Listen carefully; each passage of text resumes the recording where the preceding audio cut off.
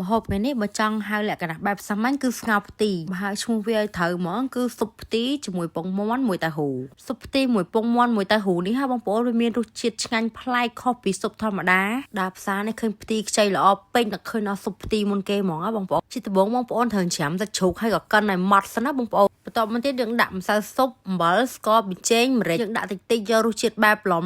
បងប្អូនបន្ទាប់មកខ្ញុំបន្ថែមវាជាមួយស្លឹកខ្ទឹមហើយនិងមីស៊ូបងប្អូនយើងច្បល់វាឲ្យសព្វចូលគ្នាទៅបើមិនចឹងបងប្អូនអាចប្រើដៃច្របាច់វាហ្មងក៏បានដែរហើយបងប្អូនច្របាច់វាសព្វហើយបងប្អូនលុញវាឲ្យឡើងមូលណាបងប្អូនពេលដែលយើងស្លទៅវាឃើញស្អាតចឹងខ្ញុំបន្ថែមវាជាមួយការ៉ុតខ្ទឹមសហើយនិងតៅហ៊ូពងមាន់ហ្នឹងចំនួន3ទៀតណាបងប្អូនឥឡូវយើងមកចាប់ដើមស្លបងប្អូនជាដំបូងយើងលីងខ្ទឹមយើងឲ្យឡើងក្រៀមសិនទៅខ្ញុំប្រើពងមាន់ចំនួន3គ្រាប់បងប្អូនខ្ញុំដាក់ម្សៅស៊ុបមកសភាខ្ញុំក្លុកវាឲ្យសព្វចូលគ្នាហើយ